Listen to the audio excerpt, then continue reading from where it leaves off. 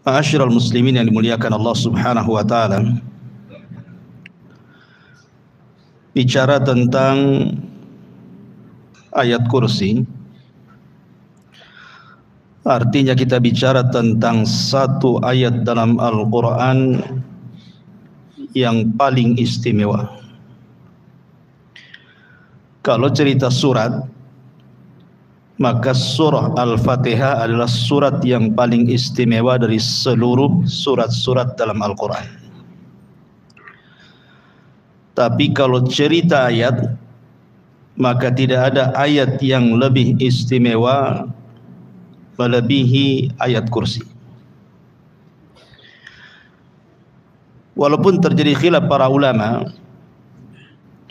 apakah ada satu ayat yang lebih mulia dibandingkan ayat yang lainnya, ataukah semua ayat itu sama saja? Karena semuanya juga adalah kalam Allah dan firman Allah. Dikatakan oleh Abul Hasan Al-Asy'ari rahimahullahu taala, pencetus akidah Asy'ariyah, beliau mengatakan bahwa tidak ada satu ayat mengungguli ayat yang lainnya, karena semua ayat itu sama firman Allah Subhanahu wa taala. Tabbat yada abi lahab wa tab, itu sama dengan Allahu la ilaha illa huwal hayyul qayyum. Dua-duanya firman Allah. Makanya beliau mengatakan tidak ada satu ayat yang mengungguli ayat yang lainnya. Semua ayat sama. Tetapi pendapat yang kuat bahwa ayat juga bertingkat-tingkat, sebagaimana juga surat juga bertingkat-tingkat.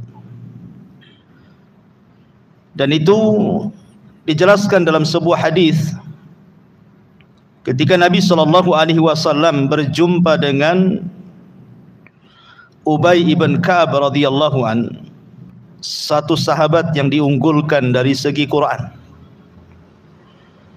yang Allah Subhanahu wa taala pernah memerintahkan Rasul untuk membaca surah Al-Bayyinah kepada Ubay ini.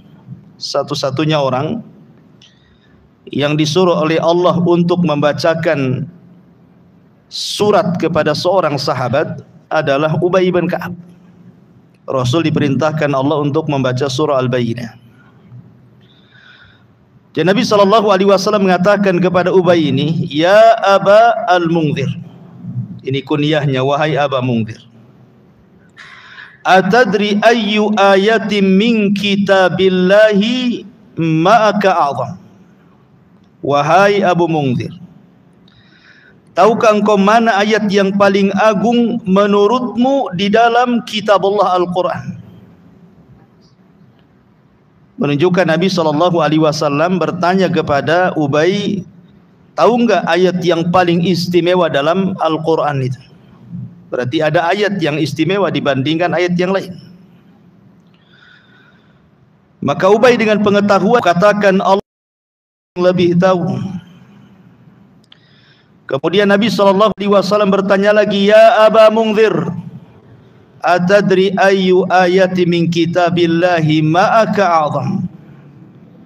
Wahai Aba Mungdhir, tahukah kamu satu ayat yang lebih istimewa di dalam Al-Quran, apa itu? Bolak-balik Rasul bertanya, padahal Ubay sudah mengatakan Allah dan Rasulnya yang tahu sebagai adab beliau. Akhirnya Ubay dengan pengetahuannya mengatakan, Allahu la ilaha illa huwal hayyul qayyum. Dia pun membaca ayat kursi. Apa yang terjadi? Fadaraba fi sadri. Nabi pun kemudian menepuk dadaku, kata Ubay. Kemudian Rasul mengatakan, wallahi liyahni'akal ilmu ya Abal Mungdhir. Kata Nabi SAW, semoga Allah memudahkan engkau mendapatkan ilmu dan pengetahuan wahai Aba Mungdhir karena kecerdasan. Dari riwayat ini menunjukkan bahwa di sana ada ayat yang lebih istimewa dibandingkan ayat-ayat yang lainnya. Dan ulama mengatakan tidak ada ayat yang lebih istimewa seistimewa ayat kursi. Apa penyebabnya? Kenapa kemudian ayat kursi diistimewakan oleh Nabi SAW dibandingkan ayat-ayat yang lainnya? Tentu ada alasannya kan. Kenapa lebih istimewa? Taib. Sebelum saya menjelaskan tentang keistimewaannya, kemudian sedikit tafsirnya, ada beberapa riwayat yang berkaitan dengan ayat kursi ini. Riwayat yang pertama adalah riwayat dari Abi Hurairah radhiyallahu an yang masyhur, yang pernah saya ceritakan juga. Jadi satu malam Abi Hurairah radhiyallahu an ini mendapatkan giliran oleh Nabi SAW menjaga pembendaharaan zakat ataupun baitul mal. Tiba-tiba kemudian di malam hari ada pencuri mengambil beberapa kantang dari gandum, kemudian ditangkap oleh Abu Hurairah. Tapi kemudian dilepas, alasannya karena dia mengatakan bahwa aku orang miskin, keluargaku juga sama, dan mereka sedang menghajatkan makanan dan perlu malam ini. Akhirnya dilepaskan sama Abu Hurairah. Kemudian besoknya mencuri lagi orang yang sama. Katanya Abu Hurairah, untuk malam ini tidak mungkin saya lepaskan. Kemudian dia alasannya sama juga, dia butuh makan. Malam ketiga nyuri lagi, ketangkap lagi. Kata Abu Hurairah, tidak mungkin 3 kali ini saya lepaskan. Saya akan hadirkan kau kepada Nabi SAW. Tiba-tiba kemudian orang ini mengatakan, wahai Abu Hurairah, maukah kau lepaskan diriku? Dan saya akan ajarkan kepadamu beberapa kalimat yang akan bermanfaat untuk kehidupanmu. Kata Abu Hurairah, apa itu?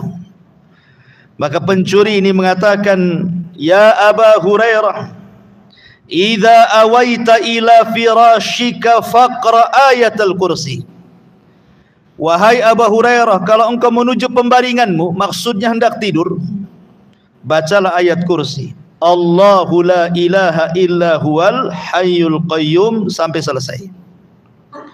Fa innaka lan yazala 'alaika minallahi hafizun wala yaqrabuka syaitanun hatta tusbih. Dan engkau akan senantiasa dijaga selama tidurmu sampai waktu pagi, dan tidak ada satupun setan yang berani mendekatimu. Akhirnya kemudian Abu Hurairah melepaslah pencuri ini, dilepaskan sama dia. Kemudian esok harinya Nabi SAW sudah tahu. Kata Nabi SAW, ya Abu Hurairah, ma fa'ala asirukal barihah. Hei Abu Hurairah, kenapa kau lepaskan pencuri semalam itu? Apa yang kau lakukan dengan dia? Kemudian Abu Hurairah menceritakan tentang orang yang mencuri itu, dia lepaskan karena dia mengajarkan beberapa kalimat itu. Maka Nabi SAW mengatakan, ya Abu Hurairah, tahu enggak siapa dia? Maka Abu Hurairah mengatakan, Allah dan Rasulnya yang tahu. Kata Nabi SAW, dia adalah syaitan sadaqaka wa huwa kadzub. Orang yang kau tangkap semalam itu setan loh. Memang ketika dia mengajarkan khusus ini dia benar, tapi setan itu semuanya pendusta. Jadi benar itu hanya ini saja, masalah mengajarkan kepada Abu Hurairah soal ayat kursi, dia benar di sini. Tapi umumnya setan itu para pendusta. Dari sini menunjukkan bahwa disyariatkan membaca ayat kursi kapan? Sebelum tidur. Ya, disyariatkan seseorang membaca ayat kursi sebelum tidur supaya dijaga dari syaitan. Ini satu.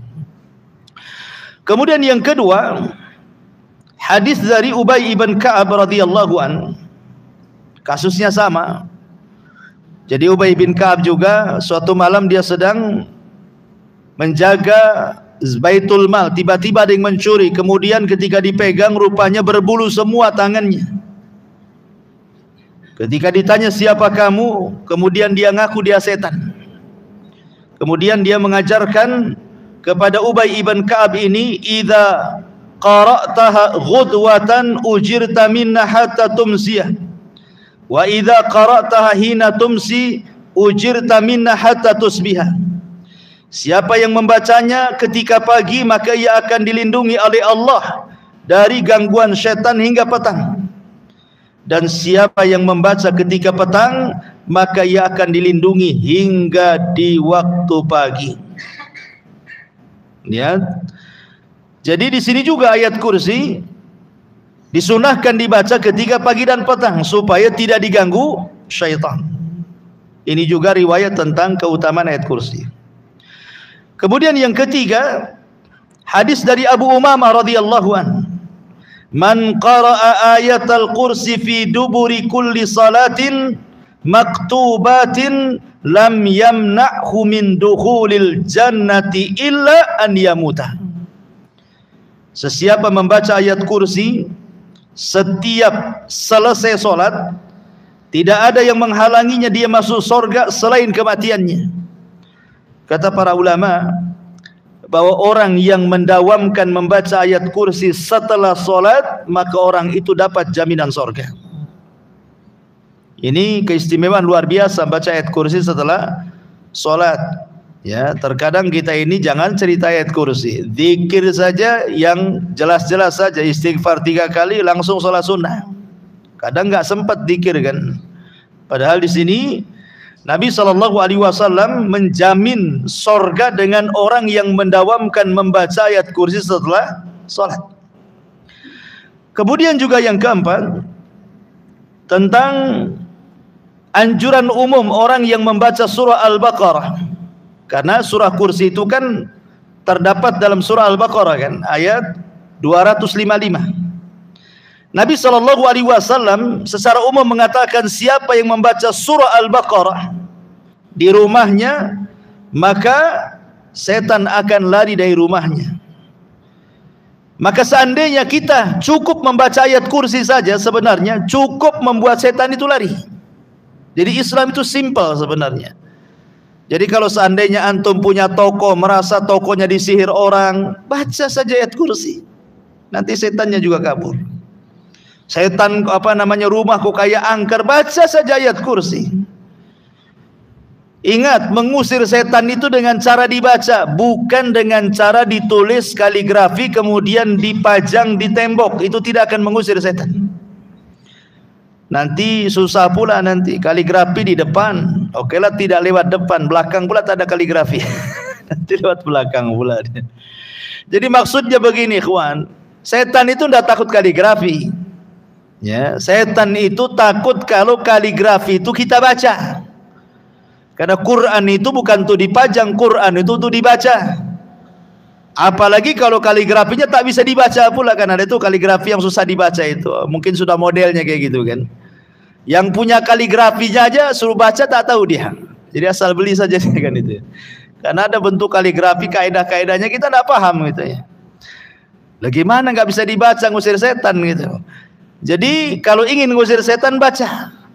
Ya, merasa di tokonya disihir orang, baca kursi, ayat kursi di tokonya. Merasa rumahnya kok angker, baca. Merasa tempat itu angker, baca ayat kursi. Sebenarnya mudah, simpel dalam Islam itu. Ya, kita saja yang kemudian malas membaca ayat kursi itu.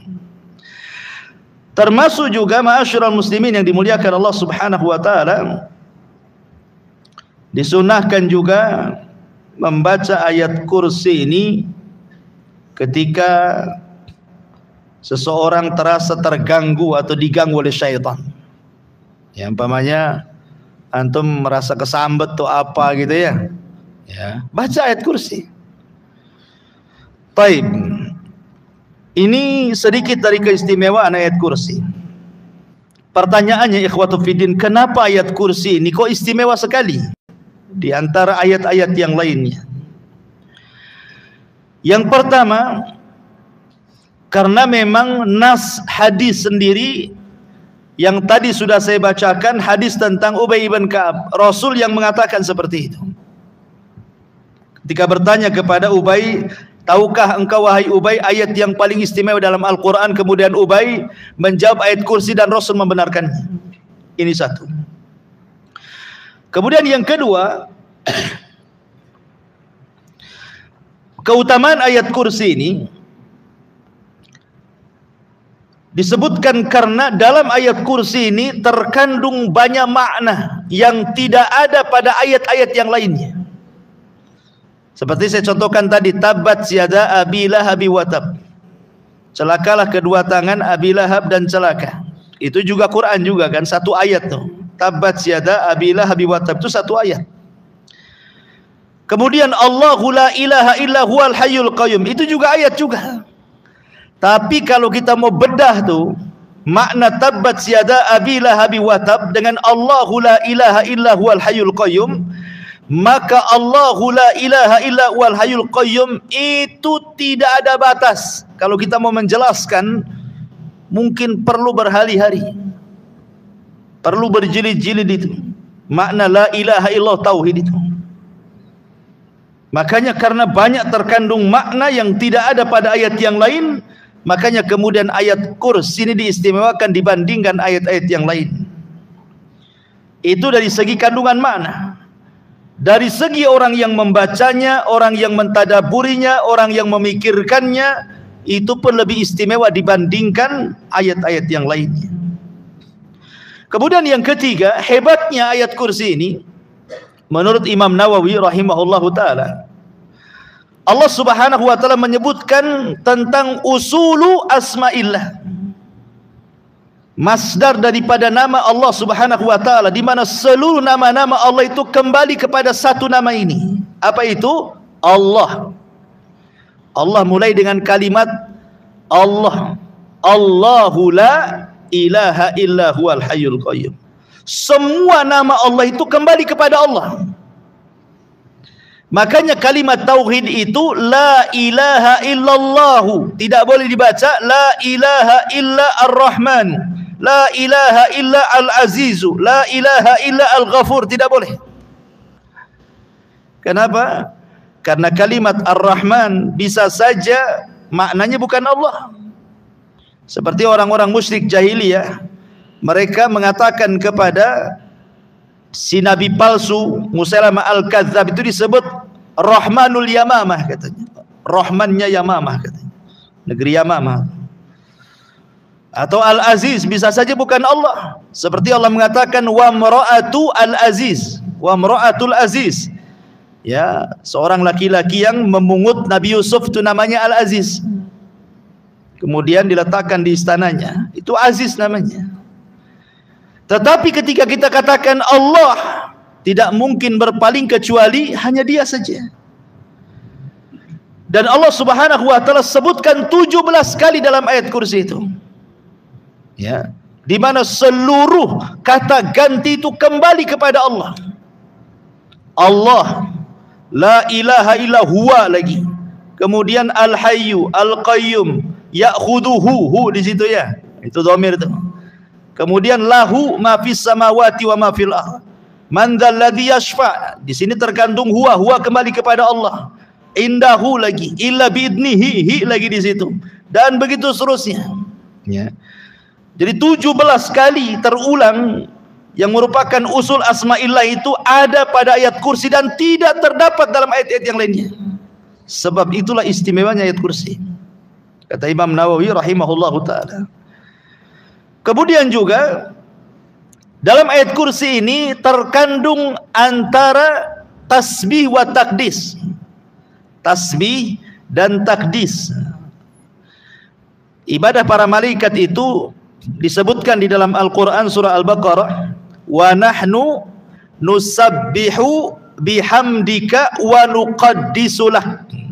Kan begitu ibadah malaikat itu. Wa nahnu nusabbih, dan kami bertasbih.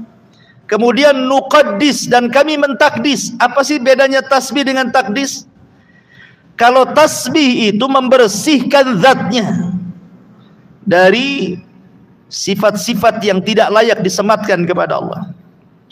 Kalau takdis itu membersihkan perbuatannya dari perbuatan-perbuatan yang tidak sempurna yang disematkan kepada Allah. Jadi kalau tasbih zatnya, kalau takdis perbuatannya. Dalam ayat kursi itu lihat, Allah mensucikan dua-duanya. Seperti la ta'khuduhu sinatun wala naum. Allah tidak tersentuh kantuk dan pula tidur. Kantuk pun tidak, apalagi tidur. Itu namanya perbuatannya dibersihkan kan itu. Karena ngantuk dan tidur itu bagi manusia sempurna, tapi bagi Allah tidak sempurna. Orang kalau tidak ngantuk, tidak tidur, pasti masuk rumah sakit. Karena itu bukan sifat manusia. Orang yang tidak ngantuk, tidak tidur itu pasti sakit orang tuh. Tapi bagi Allah Subhanahu wa taala itu sifat sempurna. Ya, makanya Allah Subhanahu wa taala ditakdis dan ditasbih, dan itu hanya ada dalam ayat kursi. Sampai beberapa kali gitu ya, nanti saya jelaskan ketika tafsirannya. Kemudian juga yang nomor 5 ada sebuah kaidah, syaraful ilmi ala syarafil ma'lum. Mulianya sebuah pengetahuan itu karena mulianya ilmu yang dipelajari. Mulianya sebuah pengetahuan itu karena mulianya ilmu yang dipelajari, dan tidak ada pelajaran yang lebih mulia melebihi tauhid. Tidak ada ilmu yang lebih mulia di dunia ini kecuali mengenal Allah, ma'rifatullah, mengenal Allah. Dan ayat kursi ini seolah-olah menjawab sebuah pertanyaan, siapa Tuhan kita? Kalau antum ditanya siapa Allah, jawablah ayat kursi. Siapa Allah? Allahu la ilaha illa huwal hayyul qayyum, sampai selesai. Itulah Allah, itulah Tuhan kita. Jadi Allah Subhanahu wa taala menyebutkan 10 kalimat dalam ayat kursi ini. Itu jawaban dari sebuah pertanyaan tentang man rabbuka, siapa Rabbmu, siapa Tuhanmu, siapa Allah. Maka disebutkan dengan 10 kalimat. Dalam ayat kursi ini ada 10 kalimat. Nanti kita akan tafsirkan sedikit demi sedikit supaya paham siapa Tuhan kita. Ya. Ma'asyiral muslimin yang dimuliakan Allah Subhanahu wa taala. Intinya bahwa dari 5 perkara inilah kita tahu bahwa ayat kursi itu ayat yang sangat istimewa dibandingkan ayat-ayat yang lainnya. Adapun keutamaan, bukan hanya yang disebutkan banyak, seperti orang yang mendawamkan membaca surah ayat kursi ini akan dimudahkan rizkinya. Ya. Kemudian juga orang yang suka membaca ayat kursi itu dalam satu hari bisa berkali-kali, berarti orang itu betul-betul akan beriman kepada qadar dan qadar Allah, dan dia akan merasa dimudahkan kehidupannya.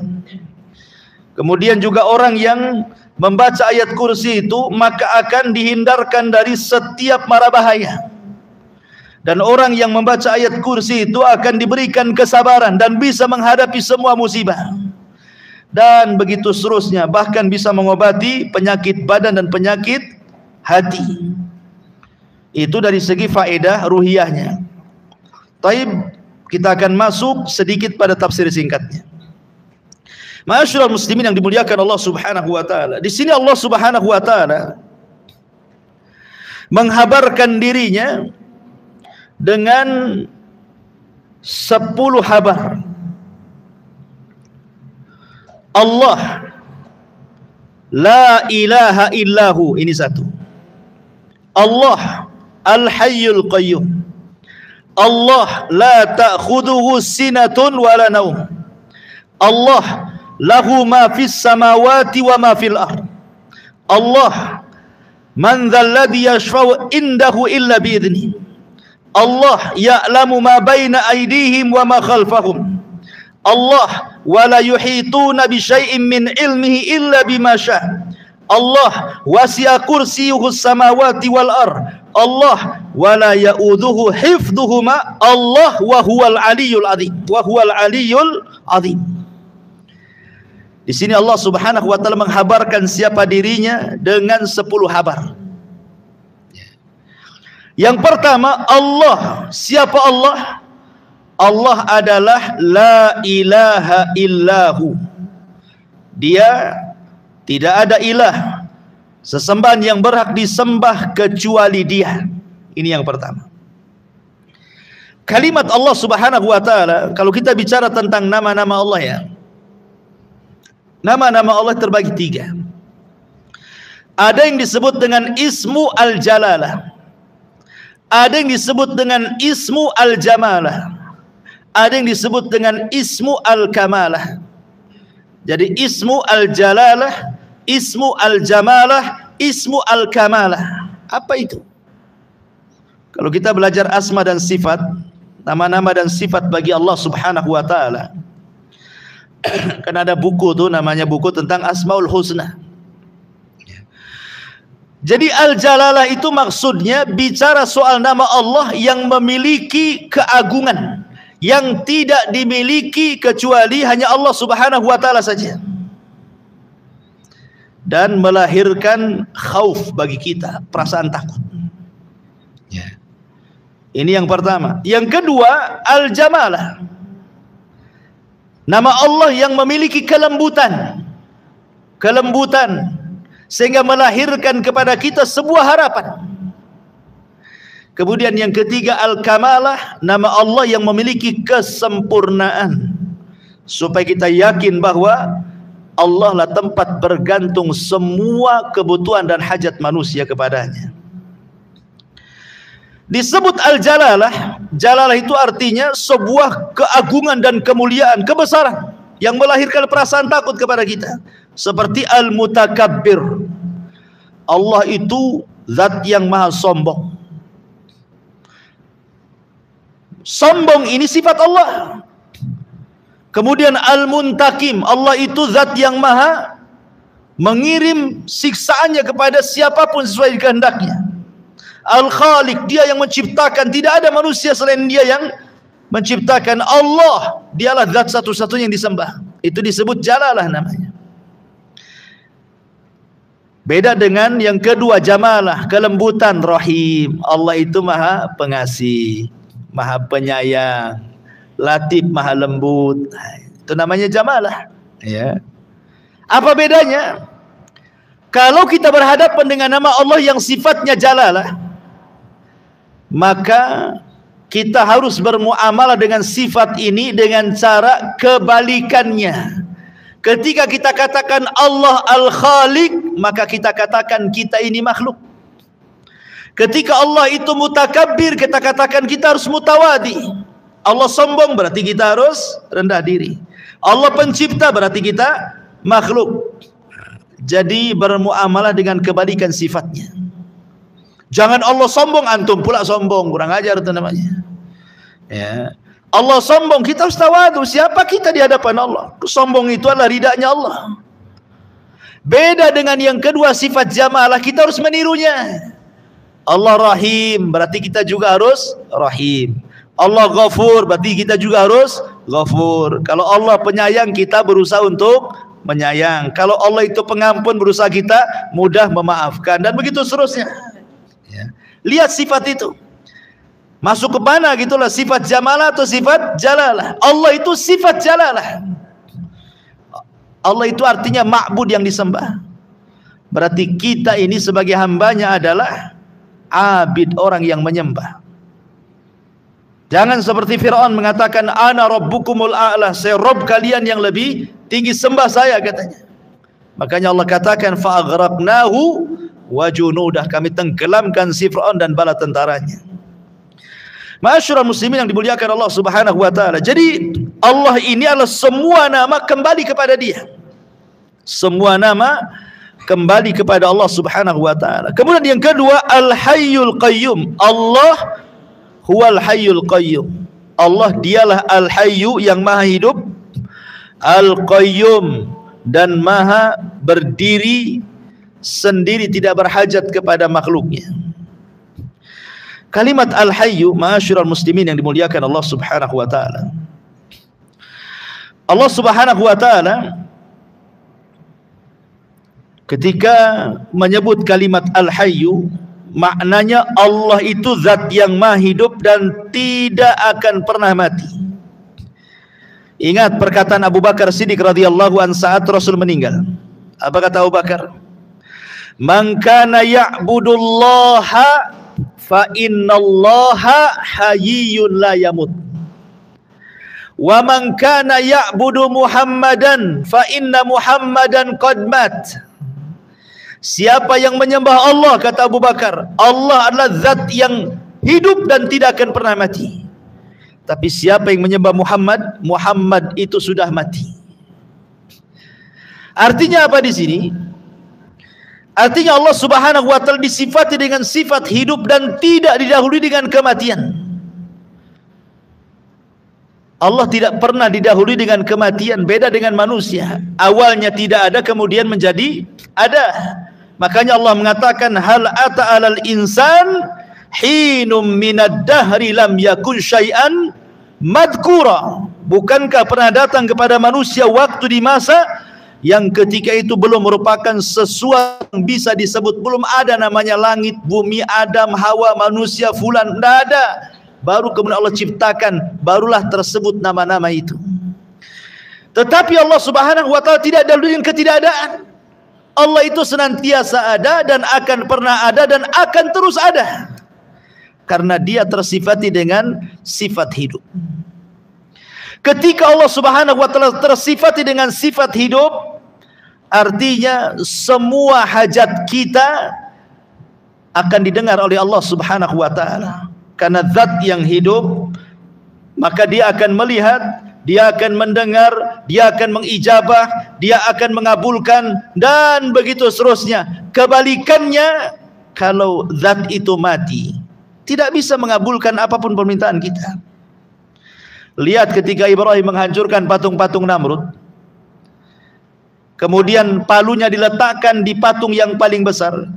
Kemudian Namrud mengatakan, anta fa'alta hadza bi alihatina ya Ibrahim. Hai Ibrahim, kau yang melakukan menghancur-hancurkan patung-patung ini ya, katanya.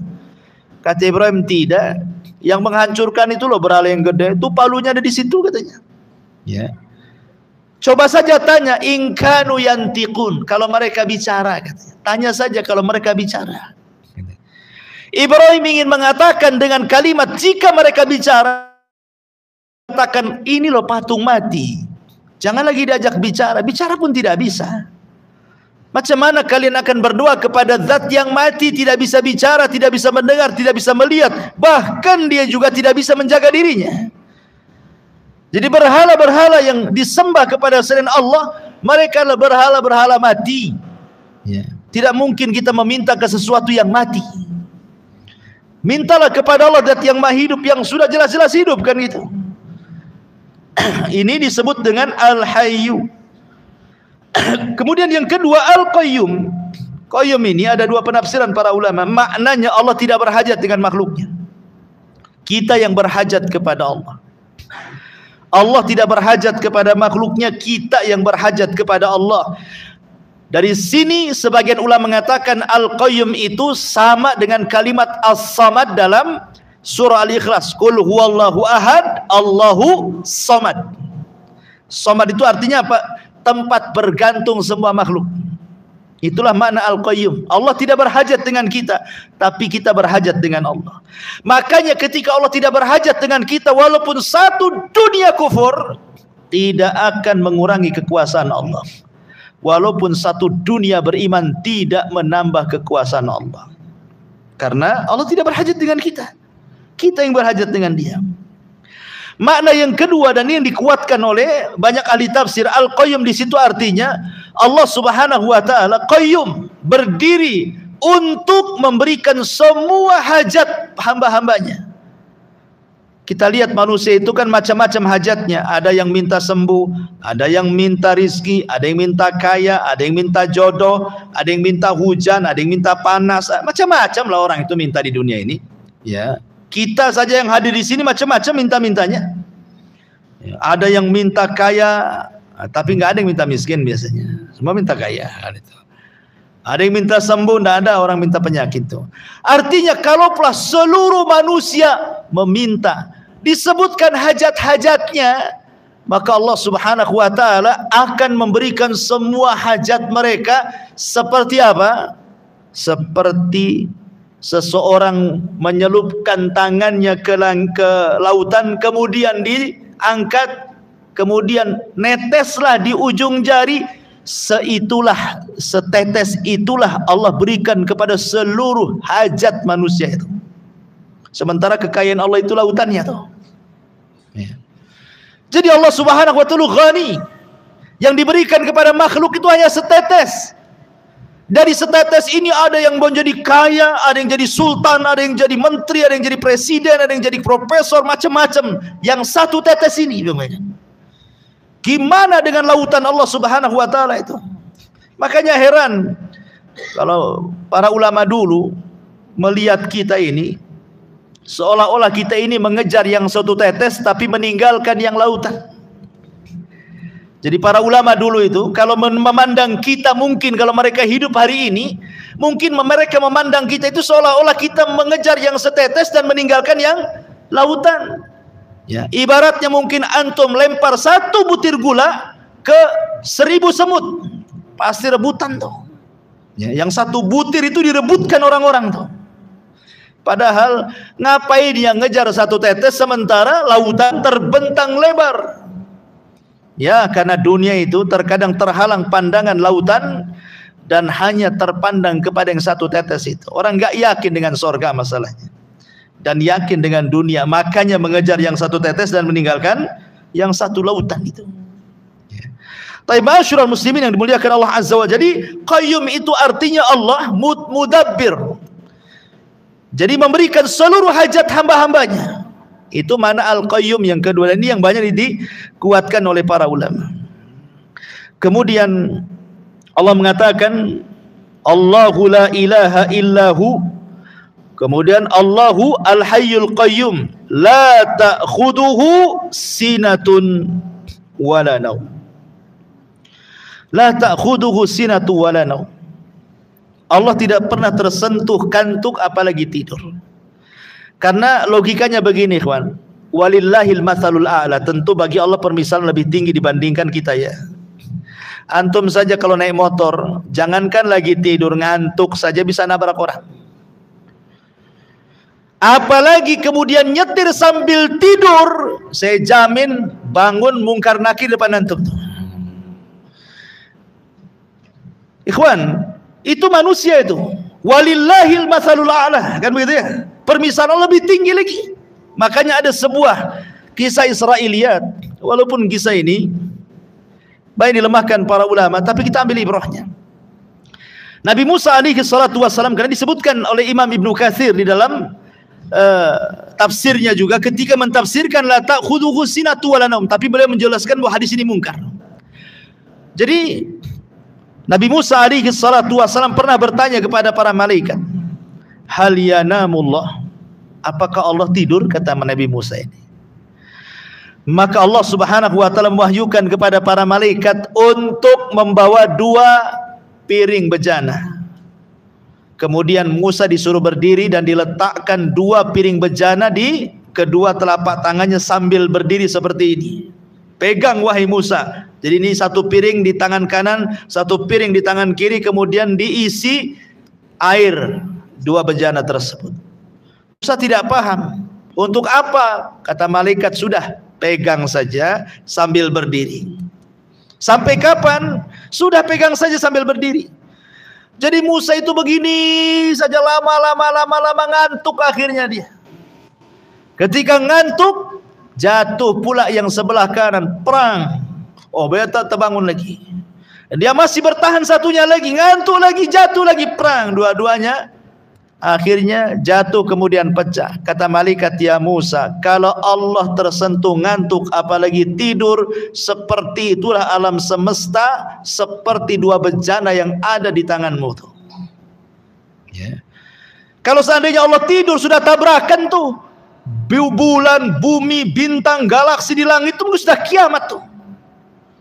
Kalau sampai Allah tersentuh ngantuk dan tidur, kiamat di dunia ini. Siapa yang mengkontrolnya? Yang mengontrolnya tidur. Ya. Masyarul muslimin, lihat orang nahkoda kapal saja kadang-kadang dia nabrak-nabrakan gitu ya. Mobil saja kalau ngantuk ketabrak-tabrak gitu. Itu logisnya seperti itu. Jadi mustahil Allah itu tersentuh tidur dan apalagi tersentuh ngantuk, apalagi tidur. Karena dua sifat ini adalah sifat yang kurang bagi Allah, tapi sempurna bagi manusia. Manusia ini kadang-kadang nggak sempat ngantuk, tidur pun ada. Ya, tengok bantal guling nggak sempat ngantuk, langsung tidur dia. Ya, ada tuh orang kayak gitu tuh. Ya. Tapi umumnya ngantuk dulu baru tidur, dan itu sempurna bagi manusia. Kalau manusia ngantuk tidur sempurna, memang ada manusia. Justru kalau Anda tidak ngantuk, tidak tidur, pasti ke rumah sakit minta obat tidur, karena tidak sempurna sifat itu.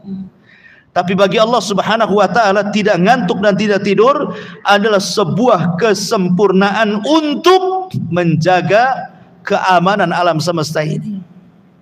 Baik, masyarul muslimin yang dimuliakan Allah Subhanahu wa taala. Kemudian Allah mengatakan, lahu ma fis samawati wa ma fil ardh. Yang keempat, Allah menghabarkan dirinya. Siapa Allah?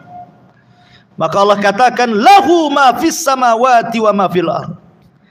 Kepunyaan Allah lah yang ada di langit dan yang ada di bumi. Tidak ada satupun makhluk dari sesembahan-sesembahan yang disembah manusia memiliki sedikit pun dari kekuasaan Allah, walaupun sebiji ari sekalipun. Makanya Allah Subhanahu wa taala mengatakan, ayusyrikuna ma la yakhluqu syai'an wa hum yukhlaqun wa la yastati'una lahum nasra wa la anfusahum yansurun. Apakah mereka mempersekutukan Allah dengan berhala-berhala yang tidak dapat menciptakan satu apapun, bahkan mereka tercipta. Bahkan Allah mengatakan, innal ladzina tad'una min dunillahi lan yakhluqu dubabah. Orang sesembahan yang kau sembah selain Allah itu menciptakan lalat saja tidak sanggup, apalagi menciptakan langit dan bumi. Semut lalat saja tidak bisa. Sesuatu yang tidak bisa menciptakan layak disembah, tidak layak. Sesuatu yang menciptakan langit dan bumi layak disembah, ya layak disembah. Karena dia yang menciptakan langit dan bumi, sudah layak kita sembah dia. Pertanyaannya, kenapa Allah Subhanahu wa taala menciptakan langit dan bumi? Apa faedahnya? Apa hikmahnya, ikhwan? Kenapa Allah menciptakan langit dan bumi itu untuk apa? Kalau ada yang bertanya seperti itu kan, maka jawabannya disebutkan dalam suratun Najm. Allah Subhanahu wa taala mengatakan, walillahi ma fis samawati wa ma fil ardh liyazziyal ladzina asa'u bima amilu wa yazziyal ladzina ahsanu bil husna. Inilah, kalau antum ditanya kenapa Allah menciptakan langit dan bumi, apa faedahnya, apa tujuannya, jawab dengan ayat ini. Allah katakan, walillahi ma fis samawati wa ma fil ardh. Milik Allah lah semua yang ada di langit dan semua yang ada di bumi. Untuk apa? Liyazziyal ladzina asa'u bima amilu. Agar Allah membalas orang-orang yang melakukan kejahatan dengan kejahatan yang mereka lakukan, dan membalas orang-orang yang berbuat kebaikan dengan kebaikan yang mereka lakukan. Jadi tujuan Allah menciptakan langit dan bumi itu untuk manusia, menguji manusia. Apakah manusia berbuat jahat ataukah manusia berbuat baik? Perhatikan ikhwan, kalau antum lihat ke langit pertama, kedua, ketiga, keempat, kelima, keenam, ketujuh sampai ke Arasy, isi langit itu apa? Isi langit itu semua malaikat.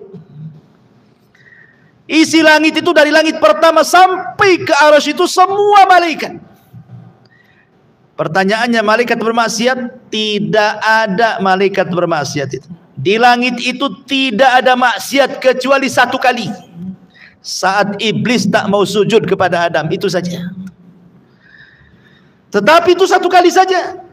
Selepas itu di langit tidak ada maksiat sampai hari ini. Karena malaikat itu tidak disifati dengan sifat itu kan. Mereka itu wa yaf'aluna ma yu'marun, melakukan apapun yang diperintahkan oleh Allah. Coba kalau kita lihat ke bumi, itu kan lihat ke langit tuh. Di langit tidak ada maksiat. Kita lihat ke bumi. Bumi ini macam-macam, ada syiriknya, ada bid'ahnya, ada maksiatnya. Macam-macam, ada yang kedukun, ada yang durhaka kepada orang tua, berdusta, ghibah, namimah, macam-macam di bumi ini maksiat. Terbalik ya. Kau di langit ibadah semua, di bumi ini macam-macam maksiat ada. Macam-macam maksiat di bumi ini. Ya, karena manusia tidak seperti malaikat. Manusia tidak seperti malaikat. Makanya manusia itu kalau mereka kemudian bisa menahan diri untuk tidak bermaksiat lebih mulia dibandingkan malaikat. Tapi kalau mereka tidak bisa menahan diri, masuk pula ke dalam maksiat lebih hina dibandingkan binatang ternak. Itulah manusia. Dari sini ikhwatu fiddin, maka mintalah kepada Allah Subhanahu wa taala supaya kita bisa melakukan amal kebaikan dan supaya bisa menjauhkan dari amal keburukan. Dan di sini ada kaedah, Allah itu ditaati karena izinnya dan Allah dimaksiati karena pengetahuannya. Yuta'u bi'idnih wa yu'sa illa bi'ilmih, katanya ulama. Maksudnya gimana? Allah ditaati bi'idnih karena izinnya, wa yu'sa illa bi'ilmih, dan Allah dimaksiati kecuali karena pengetahuan Allah. Ini sebuah kaidah nih. Ya.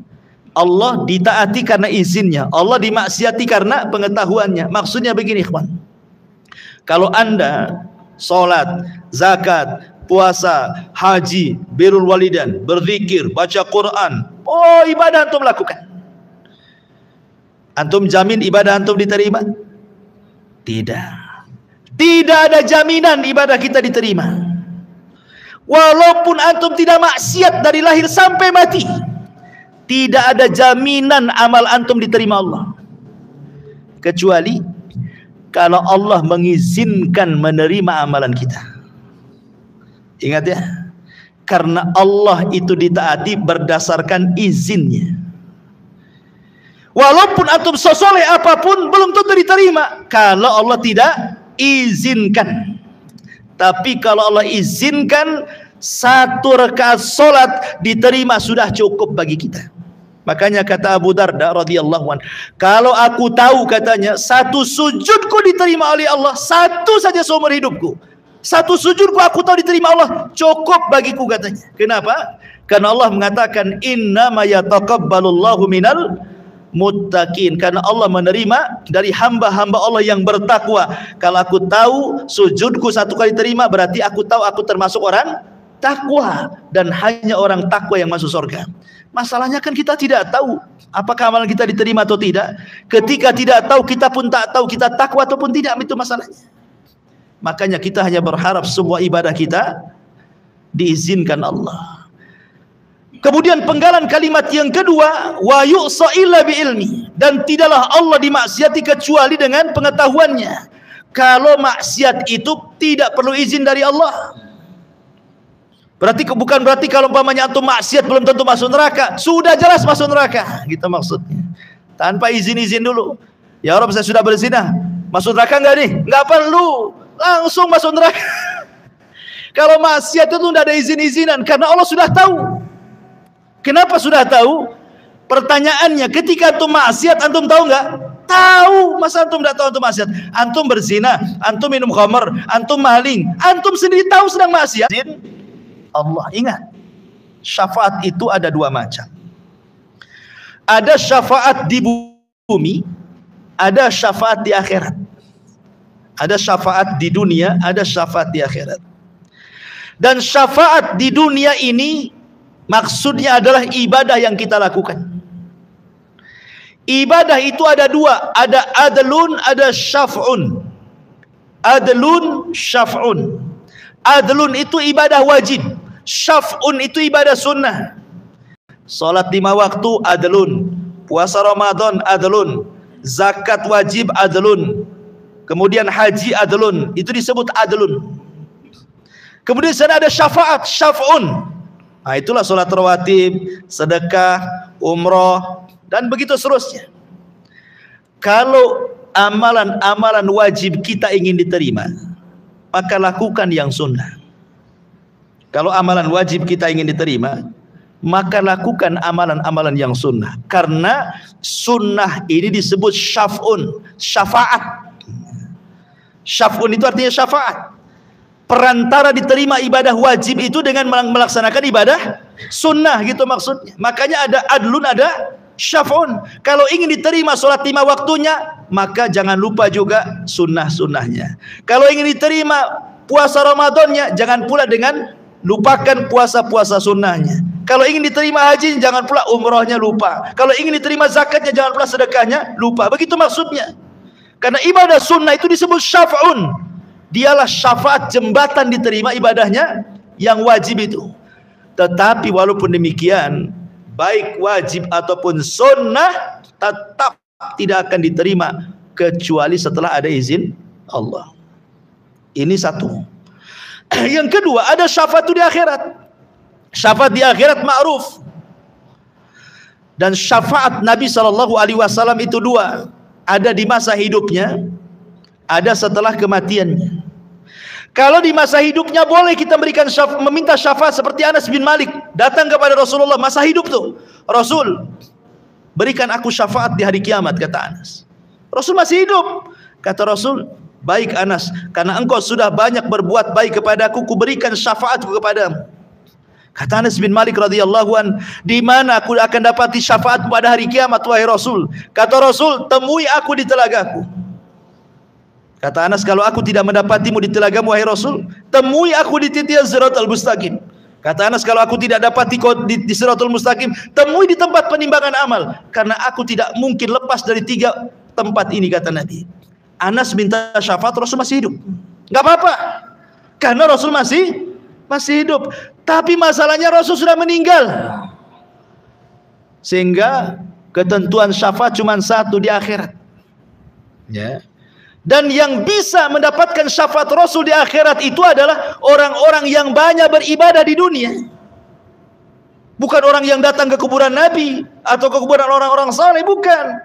Perbanyak solat, perbanyak puasa, perbanyak sedekah, perbanyak amal soleh, cinta, dapat syafaat. Maka Nabi SAW nanti pada hari kiamat dia akan datang kepada Allah Subhanahu wa taala. Setelah manusia datang ke Adam tak bisa, Nuh tak bisa, Musa, Ibrahim, Isa tak bisa. Rasul yang menghadap Allah. Kemudian sujud lama sekali. Kemudian Allah mengatakan, irfa ra'saka ya Muhammad, angkat kepalamu wahai Muhammad. Apa kata Allah? Sal tu'ta, qul tusma, ishfa tusyaffa. Katakan kau didengar, minta kau diberi, mintalah syafaat, ku beri kau syafaat. Dari sini menunjukkan Nabi saja tidak bisa memberikan syafaat kecuali setelah dapat izin Allah. Makanya dari sini, man dzalladzi yashfa'u indahu illa biidznih. Kecuali dengan izin Allah. Tidak ada yang bisa beri syafaat kecuali dengan izin Allah Subhanahu wa taala. Makanya ngawur kalau ada umpamanya kiai, ya, ikut kelompok kami. Nanti kalau masuk neraka, ku lempar serbanku, tinggal tangkap, ku tarik kau ke neraka, ku lempar kau ke surga. Enak kali itu. Kan ada tuh yang kayak gitu. Itu jemaah mana tuh? Saya lihat di Malaysia itu. Di YouTube katanya. Tenang, kalau kalian ikut jemaah kami tenang katanya. Nanti kalau kalian masuk neraka, ku ulurkan serbanku katanya. Tinggal tangkap saja, ku tarik, ku masukkan ku surga. Nabi saja nggak main gitu, ngadap dulu sama Allah. Ini nggak main lempar serban saja. Hebat lagi dari Nabi. Kan itu. Masyarul muslimin yang dimuliakan Allah Azza wa Jalla. Ini yang kelima. Kemudian yang keenam, Allah. Siapa Allah itu? Ya'lamu ma baina aydihim wa ma khalfahum. Allah mengetahui apa yang di depan mereka dan apa yang di belakang mereka. Apa yang dimaksud di depan, di belakang di sini? Maksud di depan itu maksudnya dunia. Di belakang itu maksudnya akhirat. Maksudnya Allah Maha tahu baik urusan dunia ataupun urusan akhirat. Allah itu tahu semuanya. Di dunia Allah Maha tahu, di akhirat pun Allah Maha tahu. Wala yunabbi'uka mithlu khabir. Dua alam ini Allah tahu, dunia akhirat Allah tahu. Kita ini tak tahu, satu jengkal di bawah kaki kita pun tak tahu ada cacing atau tak ada cacing. Kita tak tahu. Kita ini terbatas pengetahuannya, penglihatan kita aja terbatas. Sampai mana antum bisa melihat? Pendengaran kita terbatas, sampai di mana antum mendengar? Ada jarak tertentu atau tidak bisa mendengar? Ya. Karena manusia itu makhluk yang lemah. Allah itu mengetahui yang telah, yang sedang, dan yang akan datang. Bahkan perkara yang mustahil terjadi, kalau terjadi Allah tahu. Anggaplah sesuatu itu mustahil terjadi. Tapi kalau terjadi, Allah tahu. Seperti firman Allah mengatakan, "Lau radduhu la'adu lima nuhu anhu." "Lau rudduhu la'adu lima nuhu anhu," kata Allah. Kalaulah orang-orang kafir yang sudah terpanggang di neraka itu, yang sudah dikekalkan di neraka itu, kemudian dihidupkan lagi ke bumi, itu kan mustahil tuh. Masa ada orang sudah masuk neraka, bumi sudah dihancurkan, tiba-tiba dikembalikan ke bumi, buminya pun sudah tidak ada, kan mustahil. Tapi kalau terjadi, ada orang masuk neraka, orang kafir, kemudian dibalikan lagi ke bumi, walaupun mustahil, Allah tahu pasti dia kafir lagi nanti di dunia. Dan ini sebagai jawaban orang yang bertanya, "Ustaz, saya sih pusing kali," katanya. "Kenapa pusing? Minum pil bodrek aja lah." Enggak, bukan itu maksudnya. Begini, orang kafir ini hidup sama dengan kita. Ada yang 60 tahun, ada yang 50 tahun, ada yang 60 tahun meninggal.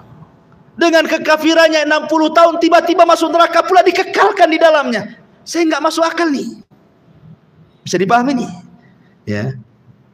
Kok ada orang berbuat kekufuran, kesyirikan 40 tahun, kok bisa kekal di neraka itu? Gimana ceritanya?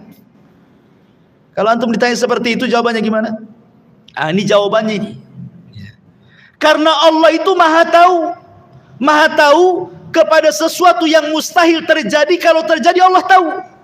Karena orang-orang kafir ini Allah sudah tahu, mereka sudah dimasukkan ke neraka nih. Kalau dibalikan ke dunia pasti kufur lagi dia.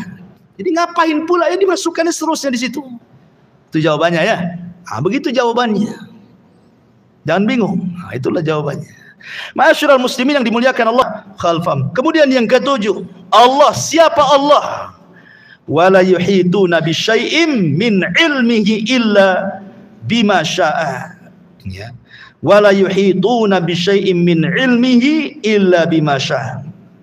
Mereka tidak mengetahui apa-apa dari ilmu Allah melainkan apa yang Allah saja. Artinya, kalau Allah bandingkan pengetahuan manusia, tidak akan mampu meliputi pengetahuan Allah Subhanahu wa taala, karena luasnya pengetahuan Allah. Ingat kisah Nabi Khidir dengan Nabi Musa. Salah satu kisah Nabi Khidir dengan Nabi Musa itu, suatu hari Musa dengan Khidir itu naik perahu. Tiba-tiba kemudian ada burung nuki dari langit, kemudian ngambil dengan paruhnya air seteguk, kemudian naik lagi ke langit. Kemudian Khidir mengatakan kepada Musa, "Ya Musa, tidaklah pengetahuanku dan pengetahuanmu kalau digabung," kata Nabi Khidir, "itu tidak lebih daripada tegukan burung itu dari air lautan. Sementara pengetahuan Allah seluas lautan ini," katanya. Padahal mereka dua-duanya nabi. Tapi pengetahuan keduanya itu ibarat satu tegukan saja. Itulah pengetahuanku dan pengetahuan kamu. Ya, karena Allah mengatakan, "Wa ma utitu min ilmin illa qalila." Tidaklah kami diberikan ilmu kecuali sedikit. Yang sedikit inilah yang kemudian jadi profesor, jadi penemu, jadi orang cerdas dari macam-macam. Padahal sedikit itu yang Allah keluarkan, yang Allah kasihkan di bumi itu. Bagaimana kita bisa meliputi ilmu Allah Subhanahu wa taala? Allah lah yang meliputi dengan ilmunya kita semuanya. Itulah Allah. Makanya tidak ada satupun yang bergerak kecuali Allah tahu. Mau di langit, mau di bumi, mau di gelap, mau di terang, bahkan daun-daun yang jatuh saja Allah tahu berapa jumlahnya, berapa yang jatuh, kapan jatuhnya, hari apa, malam apa, bulan apa, tahun apa, Allah tahu semuanya. Karena pengetahuan Allah itu meliputi semua makhluknya. Belum lagi bukan hanya ilmunya saja, Allah kirim lagi utusan-utusannya. Allah kasih malaikat menjaga kiri kanan kita, depan belakang kita. Walaupun kita orang kafir sekalipun, tetap Allah kirim malaikat yang menjaga kita. Buktinya apa?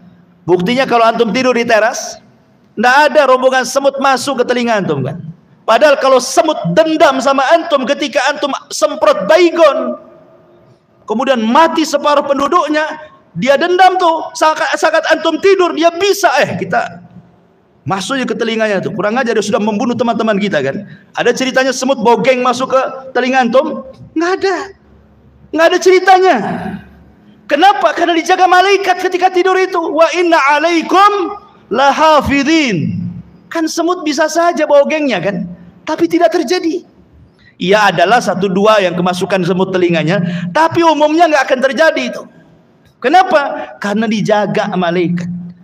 Atas perintah siapa? Allah yang perintahkan, wa inna alaikum lahafidhin kiraman katibin, dan begitu seterusnya.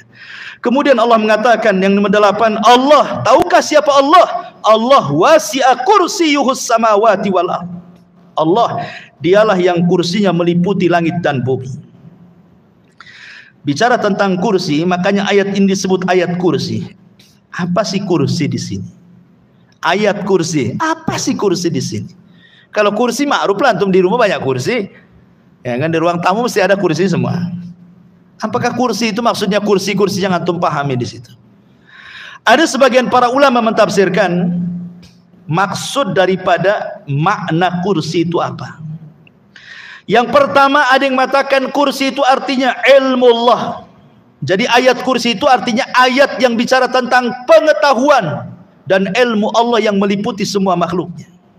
Jadi kursi itu artinya ilmu, ilmu yang Allah miliki. Yang pertama. Yang kedua, maksudnya kursi adalah arash. Jadi maksudnya kursi, arash itu sendiri makhluk yang paling besar gitu ya. Jadi kursi dengan arash itu sama saja. Ini juga penafsiran yang kedua. Penafsiran yang ketiga, maksudnya kursi adalah qudrah, kemampuan. Jadi ayat kursi itu ayat yang bicara tentang kemampuan Allah, qudrah iradahnya Allah. Ada juga yang mengatakan yang dimaksud kursi adalah gambaran kebesaran Allah. Gambaran kebesaran Allah Subhanahu wa taala. Tetapi pendapat Imam Ibnu Katsir rahimahullahu taala mengatakan bahwa kursi itu adalah maudhi'u qadamai Rabbi, tempat berpijaknya kedua telapak kaki Allah. Kalau seandainya tempat berpijaknya saja sebesar itu, sebagaimana Rasul mengatakan, kalau seandainya bumi ini dibandingkan dengan 7 lapis langit, itu ibarat Anda jalan-jalan ke padang pasir, kemudian copot cincin, letakkanlah cincin itu di padang pasir. Kata Rasul, bumi itu cincinnya, padang pasir itu langitnya. Kalau seandainya langit dan bumi dijadikan satu, dibandingkan besarnya dengan kursi, jalan-jalanlah Anda ke padang pasir, letakkan cincin di tengah padang pasir, maka langit dan bumi itu cincinnya, kursi itu padang pasirnya.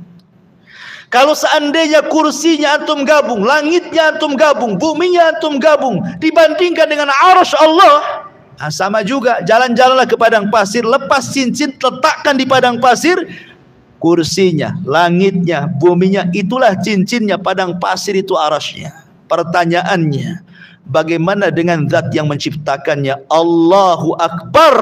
Allah lebih besar dibandingkan makhluknya. Karena tempat berpijaknya saja ibarat padang pasir, dibandingkan cincin yang itu ibarat langit dan bumi. Makanya wajar kalau orang baca ayat kursi itu, makhluk yang sangat besar, setan lari. Saking agungnya kursi Allah Subhanahu wa taala itu. Itulah makna wasi'a kursiyuhus samawati wal ardh, dan kursinya Allah meliputi langit dan bumi. Kemudian yang nomor 9, siapa Allah? Maka Allah Subhanahu wa taala katakan di sini, wasi'a kursiyuhus samawati wal ardh, siapa Allah? Wala ya'udzuhu hifdzuhuma. Wala ya'udzuhu hifdzuhuma. Apa artinya wala ya'udzuhu hifdzuhuma? Wala ya'udzuhu hifdzuhuma, artinya Allah tidak pernah merasa berat memelihara langit dan bumi. Allah ketika semua makhluk berhajat kepada Dia, Allah tidak berat. Yang satu minta disembuhkan, yang satu minta rizki, yang satu minta pekerjaan, yang satu minta jodoh, yang satu minta jadi menteri, jadi presiden, macam-macam. Satu dunia itu kan ribuan jiwa yang minta-minta. Allah tidak berat. Ya, Allah tidak berat. Mengatur yang satu dihujani, yang satu dikeringkan, yang satu tsunami, yang satu gempa, yang Allah tidak berat. Allah tidak akan merasa berat. Lain dengan kita. Ya, baru kita aja ngelembur gitu ya. Di PT itu yang tadinya kerja dari jam 5 sampai jam 6 ditambah pula sampai jam 10. Malamnya langsung ke toko jamu. Minta diurut. Udah lemes gitu ini, berat. Besok lagi enggak mau lah, enggak mau. Berat saya. Itu makhluk. Ya. Ketika banyak dipikul itu macam-macam berat dia. Itulah makhluk Allah, enggak ada yang berat. Bagi dia ringan semuanya. Karena semua makhluk adalah ciptaan dia. Ya. Dan yang terakhir Allah mengatakan, siapa Allah? Wa huwal aliyyul azim. Dialah zat yang maha tinggi lagi besar. Kita ini kecil, Allah itu besar. Kita rendah, Allah itu tinggi. Subhana rabbiyal a'la. Subhana rabbiyal a'la.